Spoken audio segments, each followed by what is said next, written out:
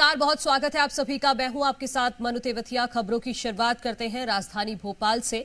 मुख्यमंत्री मोहन यादव का बड़ा ऐलान, स्कूल कॉलेजेस में पढ़ाया जाएगा रामकृष्ण का पाठ। स्कूल कॉलेज के पाठ्यक्रम में इसको शामिल किया जाएगा। पाठ्यक्रम में भगवान रामकृष्ण को पढ़ाया जाएगा। भगवान रामकृष्ण के जुड़े क्षेत्रों के विकास पर जोर दिया जाएगा। तो मुख्यमंत्री मोहन यादव ने ये बड़ा ऐलान किया है। अब कक्षाओं में, स्कूल में या फिर कॉलेजेस में, दोनों ही सिलेबस में रामकृष्ण का पाठ पढ़ाया जाएगा। इसको ऐड किया जाएगा सिलेबस में।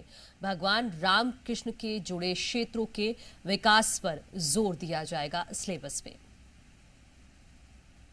भगवान कृष्ण, भगवान राम की जीवन की पाठ्यक्रम संबंधित जो भी उपलब्धियां हैं उसको भी हम पाठ्यक्रम में उच्च शिक्षा, स्कूल शिक्षा में लेने वाले हैं। मध्य प्रदेश सरकार ने श्री राम पदगमन, श्री कृष्ण पदगमन दोनों बड़े प्रोजेक्ट हाथ में लिए हैं और इन पदगमन के आधार पर मध्य प्रदेश में भगवान राम किन किन स्थान पर गए हैं, उन प्रत्येक स्थान पर जाकर के उन स्थानों को चिन्हित करके उनको तीर्थ के रूप में विकसित करने का सरकार ने पहली बार में गठन के साथ ही निर्णय किया था। हमारे घोषणा पत्र में भी था। मुझे इस बात की प्रसन्नता कि हम इस पर काम कर रहे हैं। और हमारे सहयोगी प्रमोद शर्मा भोपाल से इस वक्त जुड़ गए हैं। प्रमोद, इसके पीछे मोहन सरकार की क्या सोच है, ये बताइएगा, समझाइएगा हमारे दर्शकों को।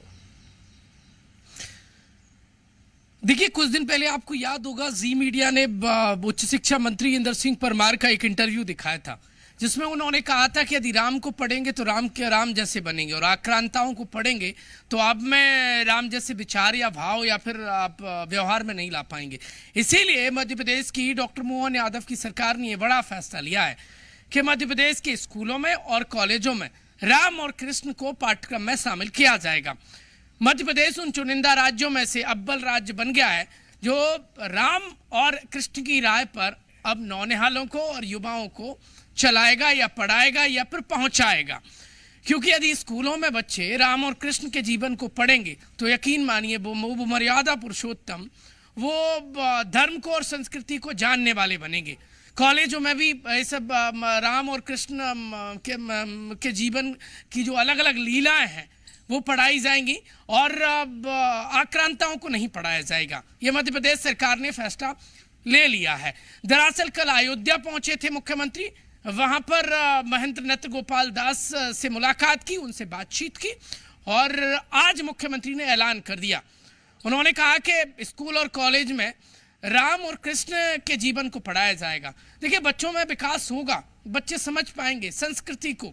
आज रामायण के बारे में कोई जानता है, पर रामायण में था क्या, उसका सार क्या है, रामायण की राह पर चलने से क्या फायदा है।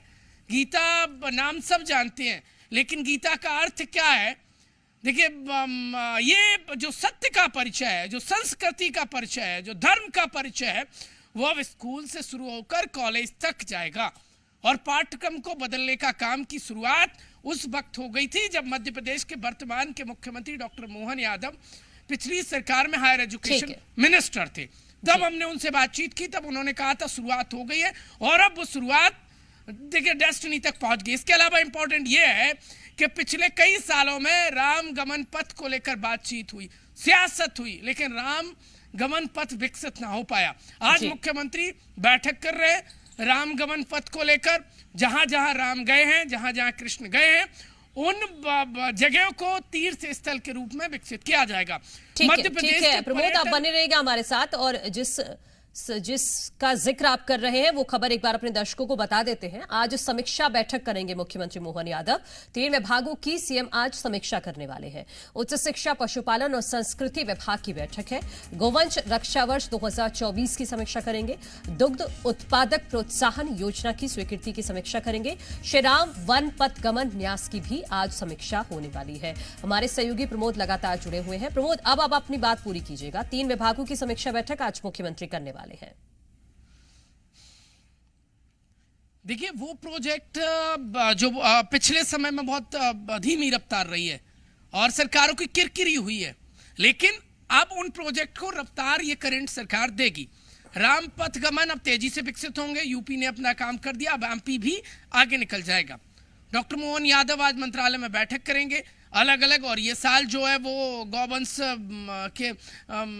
के रूप में मनाया जा रहा है, तो उनके संधारण, उनकी सुरक्षा को लेकर सरकार कदम उठाने वाली है। तो पशुपालन विभाग की समीक्षा बैठक होगी, कृषि विभाग की समीक्षा बैठक होगी, पर्यटन विभाग की समीक्षा बैठक होगी, और ड्रीम प्रोजेक्ट जो फ्लैगशिप प्रोजेक्ट हैं, जो फ्लैगशिप योजना है, उनकी समीक्षा बैठक आज मुख्यमंत्री करेंगे।